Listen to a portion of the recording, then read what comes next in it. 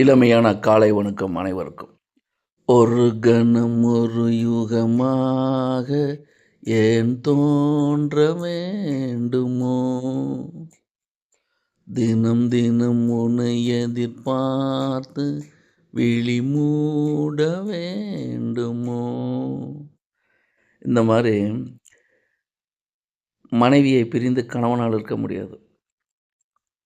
அந்த மனைவியை நினைத்து ஊனுருகி உள்ளம் உருகி அவள் தந்த ஸ்பரிசத்தை நினைத்து வாடி வதங்கிக் கொண்டிருக்கும் எத்தனையோ மனிதர்களை நாம் பார்த்திருக்கிறோம். இதுக்கு என்ன காரணம்? ஏன் குறிப்பாக எல்லாத்துக்கும் தாம்பத்தியங்கிறது நெசசிட்டி தான். சில பேருக்கு மட்டும் அது ஒரு தெய்வாம்சம் பொருந்திய கலையாக மாறி வருகிறது. இதுக்கு என்ன காரணம்? அதுக்குன்னு ஏதாவது மந்திரம் இருக்கா? அப்படின்னு நிறையா பேர் கேட்பாங்க. இந்த காலத்தில் புதுசாக கல்யாணமான மனைவி தருகின்ற அந்த சுகத்தால் ஈர்க்கப்பட்டு கல்யாணமான புதிதில் எல்லா ஆண்மகனும் மனைவி பின்னாலே போடுறத நம்ம பார்த்துருக்கோம். அது வீட்டில் இருக்கவங்களுக்கு என்னமா தெரியும்? தலையணை மந்திரம் போட்டுட்டா, நல்லா அந்த பையனை அவள் பிடிக்குள்ள வச்சுக்கிட்டா. இதே மாதிரி தான் எல்லோரும் சொல்லுவாங்க. அப்போ நீங்களும் அந்த சொல்கிறவங்களும் பெண்ணாக இருக்கும் பட்சத்தில் கல்யாணமான புதிதில் இதெல்லாம் செய்திருப்பார்கள் தானே. அப்போ அவங்களும் தலையணை மந்திரம் போடத்தானே செய்வாங்க. தலையணை மந்திரம்ங்கிறது வேறு ஒன்றும் இல்லை சார். தாம்பத்தியத்தில் மனைவி தரும் சுகம் கணவனுக்கு பிடித்து போய் அதில் ஈர்ப்பாக இருப்பது தான் தலையணை மந்திரம். ஆரம்ப காலகட்டத்தில் கல்யாணமான புதிதில் முதலாக தருகின்ற ஸ்பரிசம் காலத்துக்கும் மறக்க முடியாது. அதுவும் அந்த வயதுக்கே உண்டான வாலிப வேகத்துடன் கட்டில் சுகம் தருகின்ற அந்த சந்தோஷம் வேறு எதுலேயுமே கிடைக்காது. அப்போது கல்யாணமான புதுசில் ஆண் மேல் பெண்ணும் பெண் மேல் ஆணும் ஒரு ஈர்ப்பு இருக்கிறதுங்கிறது காலகாலமாக உலகம் இருக்கிற வரைக்கும் நடந்துக்கிட்டு தான் இருக்கும். ஆனால் சில பேர்த்துக்கு மட்டும் இது அதிகமாக இருக்கிறதுக்கு காரணம் என்ன அப்படின்னா, அவங்க ஜாதக ரீதியாக அவங்க நேச்சரே அப்படி தான். எப்படி அப்படின்னா, ஒரு ஆணுடைய ஜாதகத்தில் மிதுனம், துலாம், கும்பம் இந்த மாதிரி காம திரிகோணங்கள் லக்னம் ராசியாக அமையப்பட்டிருக்கும். அதே சமயத்தில் ராசி அதிபதியும் லக்னாதிபதியும் இருக்கிற இடமே காம திரிகோணங்களில் தான் இருக்கும். அது மட்டும் இல்லாமல் சில பேர்த்துக்கு ராகு சாரத்தில் லக்னம் அல்லது ராசி இரண்டுமே அமையப்பட்டிருக்கும். இயல்பாக இந்த அமைப்பு ஜாதகருக்கு காமத்தின்பால் அளப்பறியாத ஒரு ஈடுபாட்டை தந்து கொண்டே இருக்கும். இது ஒரு நல்ல விஷயந்தான். எந்த ஒரு செயல் செய்தாலும் ஒரு கலா ரசனையோடு செய்கிறது, ரொமான்டிக்காக செய்கிறது, அந்த விஷயத்தை அழகுபடுத்தி பார்க்குறது, இந்த மாதிரிலாம் ஒரு விஷயத்தை பேச முடியுமா, இந்த மாதிரிலாம் ஒரு விஷயத்தை செய்ய முடியுமா அப்படிங்கிற எண்ணத்தை தூண்டக்கூடிய வகையில் இந்த சாரங்கள் வேலை செய்யும். அப்போ ராகு சாரத்தில் லக்னமும் விழுந்து லக்னாதிபதியும் விழுந்து ராசி அதிபதியும் ராகு சாரத்தில் விழுந்தால், அதுவும் காம திரிகோணங்கள்லேயே இருந்துச்சுன்னா கண்டிப்பாக அவர் காலம் முழுக்க ஒரு ரொமான்ஸ் பிரியராகத்தான் இருப்பார். மனைவியை விட்டு அவரால் இருக்க முடியாது. வாழ்க்கையை அணு அணுவாக தேன் மாதிரி ரசித்து ருசிக்கிறதுல இந்த நபருக்கு ஈடு இணை அவர் மட்டும்தான்.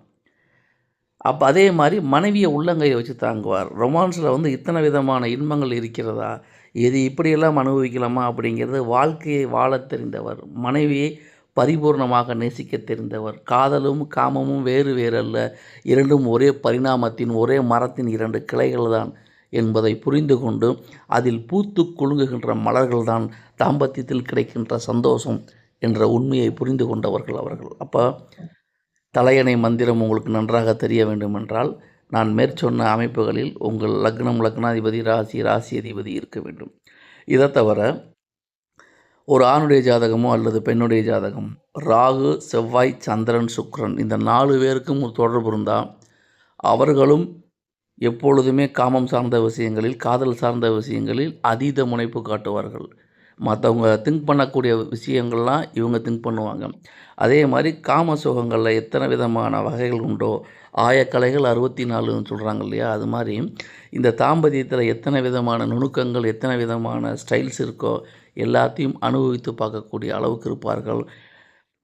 காமம் மட்டுமல்ல, ரொமான்ஸ் செய்கிறதுல இவங்களை அடிச்சுக்க முடியாது. மனைவியிட்ட ஃபோர் ப்ளே பண்ணுறது, சிற்றின்ப விளையாட்டுகள் பண்ணுறது, இதெல்லாம் இவங்களுக்கு நிகர் இவங்களே தான். ஒரு குறிப்பாக ஒரு ஆணுடைய ஜாதகத்தில் மேற்கண்ட அமைப்பு இருந்து பெண்ணுடைய ஜாதகத்திலையும் மேற்கண்ட அமைப்பு இருந்தால் ஜோடி பொருத்தம்ங்கிறது அதுதான்.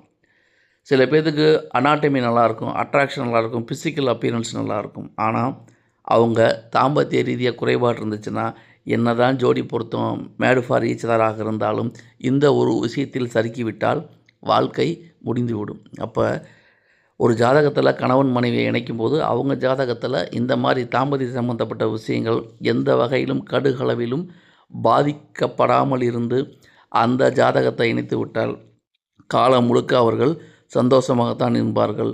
சிற்றின்ப விஷயத்தில் திளைத்து வாழ்க்கையின் பரிபூர்ணமான சந்தோஷத்தை அனுபவிப்பார்கள் அப்படிங்கிறது தான் 100க்கு 100% உண்மை. அப்போ தலையணை மந்திரங்கிறது என்னென்னா, கட்டிலில் ஆணும் பெண்ணும் காட்டுகின்ற அந்த ஈடுபாடு, அந்த பந்தம், இது எல்லாமே இது உடல் சார்ந்த வேட்கையை தவிர மனம் சார்ந்த ஒரு நிறைவை தரும்.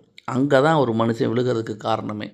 உடல் வேட்கைங்கிறது கொஞ்ச நேரத்தில் முடிஞ்சிடும். ஆனால் அந்த அன்பு, அரவணைப்பு, ஸ்பரிசம் இருக்கு இல்லையா, அது தரக்கூடிய அந்த மென்மையான சுகம் அலாதியானது, வேறு எங்கும் கிடைக்காது. அப்போ அங்கே தான் ஒரு ஆண் ஒரு பெண்ணிட்ட விழுகிறதுக்கு காரணம் அந்த தாய் போன்ற அரவணைப்பினால தான், அந்த நேசத்தினால தான், ஸ்பரிச சுகத்தினால தான். அப்போ ஒரு ஜாதகம் தாம்பத்தியத்தில் திளைத்திருக்க வேண்டும் என்றால் ஆணுடைய ஜாதகத்திலும் பெண்ணுடைய ஜாதகத்திலும் மேற்கண்ட அமைப்புகள் கண்டிப்பாக இருக்க வேண்டும்.